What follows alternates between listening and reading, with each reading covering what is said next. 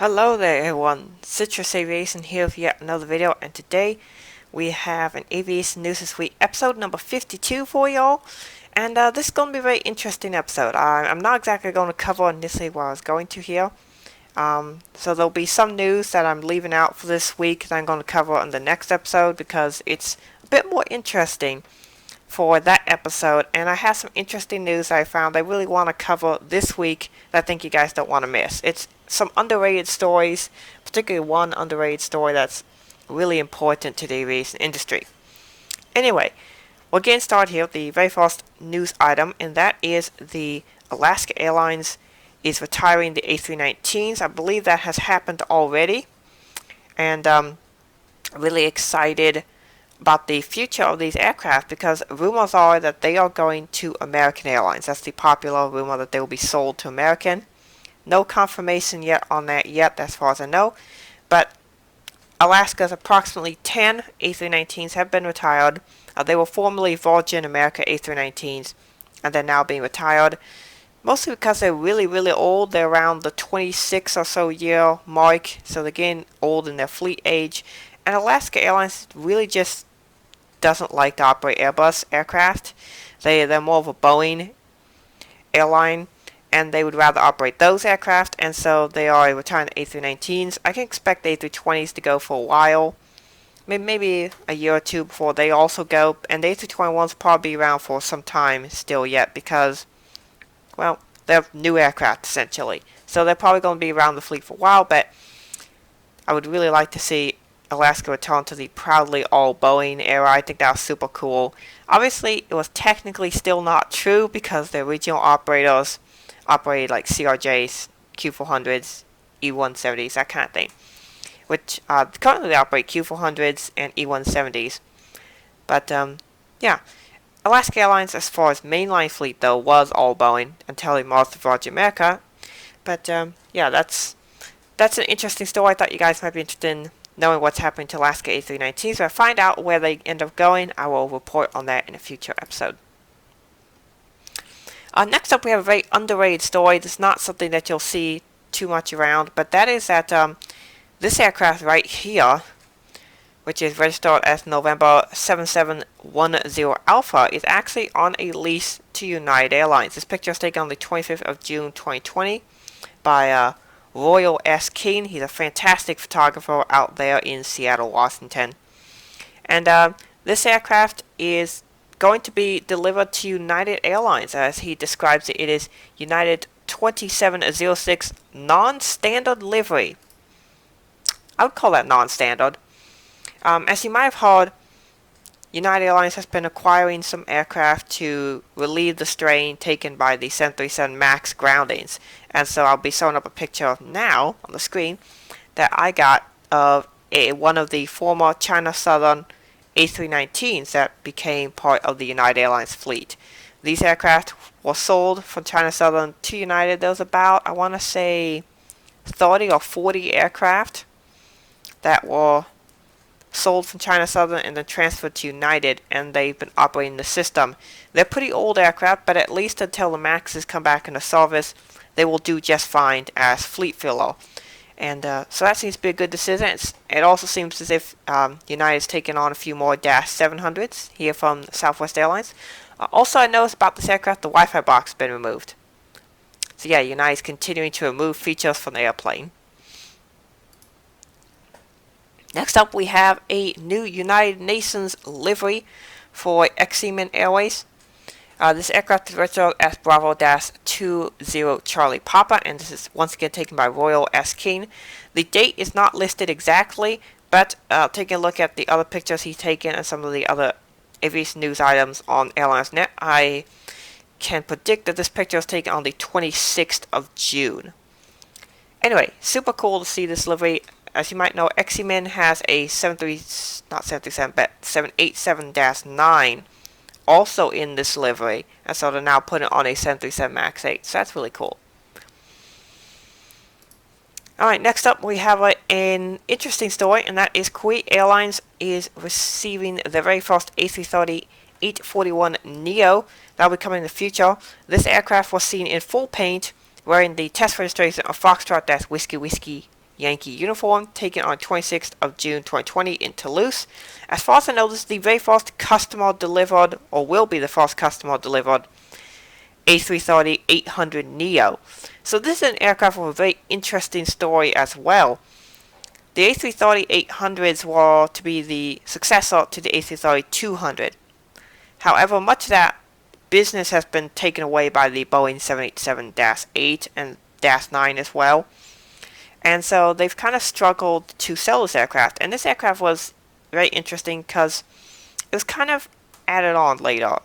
The A330neos, they were going to do the 800 and 900. And they expected the 800 to do a little better than it did. And that's because they expected to receive a lot of repeat customers from A330-200 operators, and that's not exactly happened. And a lot of that just simply has to do with the fact that the A330ceos, or the current engine options, are still not that old. So a lot of airlines just don't need to replace them yet, versus when the Boeing 787 came out, a lot of the 767 operators aircraft were really, really old. The 767's been in production since like the 1980s, or in that time frame. Versus the A330, it's a new aircraft, with most having been delivered in the 2000s and 2010s, meaning that these A330neos aren't, that needed. A lot of airlines are like, well, we don't need to order one yet, and particularly now the pandemic, they're not getting much in the way of orders. But yeah, it'll be interesting to see what happens to the A330-800 and who ends up buying them. I believe AirAsia has some on order as well. But not too many airlines are interested in this aircraft, and this will probably end up being a slightly rarer aircraft. I think this aircraft could have a similar fate to like the Boeing 767-400, which was intended to make an elongated version of the 764 that not too many customers really wanted. So it'll be interesting to see what happens to A330, but don't be surprised if, like, in the next 5 years or so, you start seeing orders for this aircraft go up significantly. Alright, next up we have the Iberia Express A321neo. This will be the first one for the aircraft, and it was delivered to their main facility in Madrid on the 26th of June 2020. Registration is Echo Charlie November Golf Papa. And this is an A321-251NX, so the extended range version of the A321neo for Iberia Express. I almost said China Express. That's a different airline entirely. But you can usually tell if an airline has the extended range version by the emergency doorway setup. This reminds me a lot of how the 757 was, where there was like the standard 757 had the 8 large emergency doors, versus this one, the extended range version, has only 6 large emergency doors, and then 4 over the wing section. So it's the extended range version. Sometimes you could call it the Gen 2. That's why I like to call it 757 versions that look like this. And then there's also going to be an A321 XLR, or very long range. It'll be a transatlantic aircraft, and it's already selling pretty decently well, so it'll be interesting to see how that turns out. Next story item we have is the very first 787-10 for British Airways has been delivered. It was delivered to London Heathrow on the 28th of June 2020. This aircraft was registered as Golf-Zulu Bravo Lima Alpha, and I covered the very first one of these, this exact aircraft, coming out of the paint shop at Charleston, I want to say back in January, because I actually know the spotter who takes pictures there, so I was able to cover that story. It's really cool stuff to see more new aircraft starting to be delivered. It seems like a lot of the airliner companies have gone back to work. So, for example, Boeing has started up production back at their facilities in Renton and in Charleston, South Carolina. And Airbus has started back facilities in Toulouse and then the one in Dusseldorf. So, production is starting back up. It's good to see. Now, it will be limited production, as a lot of airlines have chosen to delay delivery of aircraft, and I think that's something I'll cover in next week with Qatar Airways. But it's a very interesting story there. Alright, and then finally we get to the main news event. This is something I actually really wanted to cover a lot, because I saw this today and I was like, this is a story that nobody's really talking about, except maybe now that China Southern has gotten one of these. But the fact is that the Chinese aviation industry is catching up very quickly. Maybe not very quickly, but they're catching up, and a lot of people are sleeping on the Chinese aviation industry. So the big news for the 28th of June 2020, and this video is going up the following day on the 29th on Monday. But China Southern has received their very first ARJ 21-700. Aircraft is registered as Bravo-605 Mike. So this is a really big deal, as China Southern is you could call it the first main international carrier to have received one of these aircraft. And I actually want to go into the story of this aircraft on this episode. Maybe I can cover this in a separate video as well if you guys are interested. But I'm just going to cover the operators and that sort of thing of this aircraft. I'll show you how we got to this point.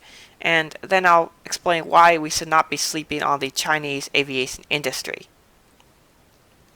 So this aircraft had its very first prototype appear on the 9th of January 2010. You can see in this little livery here, registered Bravo-991 Lima. And this was the very first prototype of this aircraft they came out with, and it is the very first commercial airliner built in and by China. And it's very much a copycat of some aircraft you might have seen before. So the main fuselage section is very clearly a ripoff of the Boeing 717. They've kind of just shortened it a little bit, but it's ripped off from the 717 pretty clearly. The tail section looks like a CRJ, so do the engines and the wings, and it looks like China might have stolen or bought a bunch of secrets from companies. This is a country that is ruthlessly known for stealing stuff from other countries. They just do it, and I suspect that's what they did to develop their first airliner. And this is really important as we cover the story of this very first airliner for the company, or for the country, because China's going to be catching up. They may not look like it. This aircraft, I mean, when it came out in 2010, it's pretty modern-ish aircraft back then, but you'll see it's very quickly aged.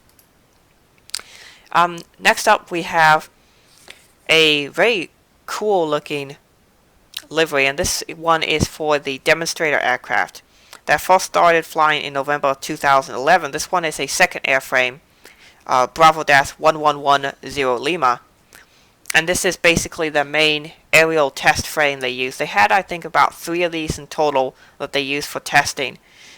One of them never flew, but 2 of them did fly, and this was one of them. This is the very first one, and they essentially used this for airworthiness tests and some other things. You can kind of see, interesting enough, in this picture, it looks like one of the windows is open, or there's like a patch or something on one of them, which is interesting. Next up, we have a special demonstrator livery aircraft. I believe this was the very first one that was built that we saw earlier, and this started flying in September 2014 as Bravo-991 Lima. Kind of an interesting livery. Almost looks like kind of a nuclear, like, stay away, this radiations plane or something. But again, this is another test bed used for testing airframe worthiness. The very first airline to receive this aircraft was Chengdu Airlines. Apologies for my Chinese pronunciations in this episode. May not be the best, but I'm going to try my best. Alright, so this aircraft was registered as Bravo-3388, and this started flying for Chengdu Airlines in December 2017. So this is the very first Chinese airliner that flew commercial services, and this aircraft is still flying today. The second airline to start receiving this aircraft was an airline that I find very hard to pronounce there, Uranku Airlines, registered as Bravo-601 Zulu in November 2018. Interesting, a lot of these airlines were all appear to be based around the same city. And you'll see at the next one, this next operator started on the same day. I believe this was November the 4th, 2018 they started. And this airline, Genghis Khan Airlines?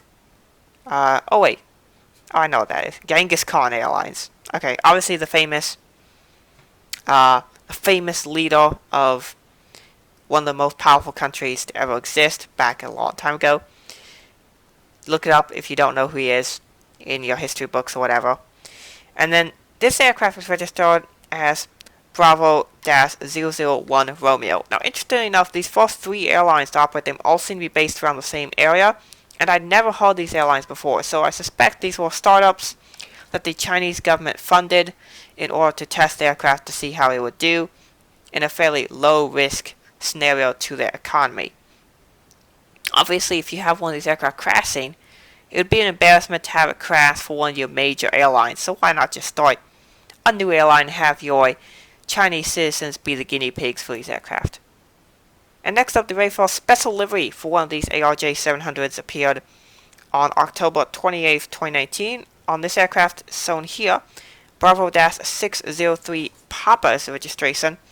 And we're going to start seeing things occurring a little bit quicker now that we're here in late 2019, early 2020 timelines. You're going to see. I actually like the special. I think it looks super cool.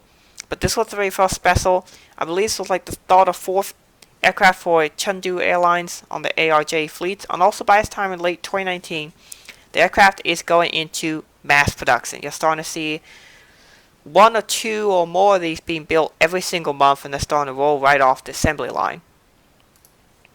Next up, on the 31st of March 2020, we have the very first aircraft for Genghis Air, registered as Bravo-001 Sierra. This is the very first aircraft for them for this ARJ aircraft type. And then the very first special livery for Genghis Khan Airlines appeared on the 10th of April 2020. Bravo-602 Sierra is the registration for this aircraft. This livery is a bit more plain, but at least it's a little interesting compared to the regular livery, which is super boring. And then we have this really colorful livery for Genghis Air, the very first special on this aircraft type, and it appeared on the 22nd of April 2020, registered as Bravo-605 Victor. I really like the special livery. I think it looks awesome. This is a great picture too, by the way. But you can see that these aircraft are starting to be built very quickly, and they're starting to appear in services. And then the very first A220-700 for ARJ Airlines appeared on the 14th of June 2020 as Bravo-001 Kilo. And then that brings us to today's story, where China Southern receives the very first A220-700. And this is the very first major, well-known airline name around the world to receive one of these. Also, there is an Air China one that started to appear, but it hasn't been delivered yet at the time that I'm recording this video. But that will probably be for the next week. You'll see this aircraft get delivered for Air China. So these aircraft are starting to get delivered thick and fast. And the fact is that China is here. China is in the commercial aviation sector, and they are going to start selling aircraft not just in China, but don't be surprised if in the next few years, maybe like that Comac C919 will get delivered to airlines outside of China. But the fact is that China is here in the commercial space, and this is something that a lot of people in the West are sleeping on, because obviously this aircraft design is ancient. I mean, we're here in 2020. The aircraft has taken a whole 10 years to get into major commercial services. But the fact is that China did build one of these aircraft, and they have built dozens of these now, and they're starting to appear all over China. And so the fact is that China is coming, and eventually, while their aircraft now might be kind of a laughing stock, the fact is eventually they will build aircraft that are impressive. So, keep your eye on China. They could build some great aircraft. I'd really like to see what Japan does with their new MRJ, or the Space Jet, or whatever they're going to call it now, after they bought Bombardier. So they have a lot of chances to build a really good regional jet there as well. So I'm really excited to see the future of the airline industry. We could end up seeing a situation where Boeing and Airbus are no longer the top dogs in the industry, and now they have to fight with Mitsubishi or Comac or maybe another aircraft company that pops up. Obviously, Embraer is still out there too. Their deal with Boeing did not end up going very well. The deal fell through, and so Embraer is going to stay independent from Boeing. But that's it for this major week of news. I also had a fun little thing to show you guys. Some of you may be familiar with the new Gemini Jets releases as of late. There's been some critiques of the new ARJ 170 mold, and I recently got a picture of a United E170 fairly head-on size you'll be seeing here. And then here's a picture of the Gemini Jets E170 in the same livery. This is the new United Airlines livery release they came out with a couple months ago. And you can see that the angle of the wing is terrible. A lot of people complain that the angle of the wing is off. And now I have picture confidence. And now I have picture proof that the angle is way off from the Gemini Jets one, as you can see here. The actual aircraft has maybe about a 5 or 8 degree tilt of the wing upwards, versus like the Gemini Jets one is at, I'd say, about a 30 degree angle or something crazy like that. It's way off. You can see on this one, this picture's by Red River Aviation if you are interested. And you can see his model isn't even glued in correctly. You can kind of see on the starboard side wing, you can see it looks like they intended to have about 5 or 8 degree wing angle, but you can see it was put in incorrectly, and so now like the gears are crooked too, because the gears are molded directly onto the wing of the E170 on the Gemini Jets mold, and so you can see the wheels are off too. So Gemini Jets just really messed up on that. It looks like on the new Alaska, honoring those who solve livery aircraft, it's messed up too. So that's real unfortunate, and hopefully Gemini Jets will fix this. They really need to, because it just looks terrible. And yeah, with that being said, I hope you guys enjoyed this video. Thank you for watching. Have a great rest of your week, and God bless you.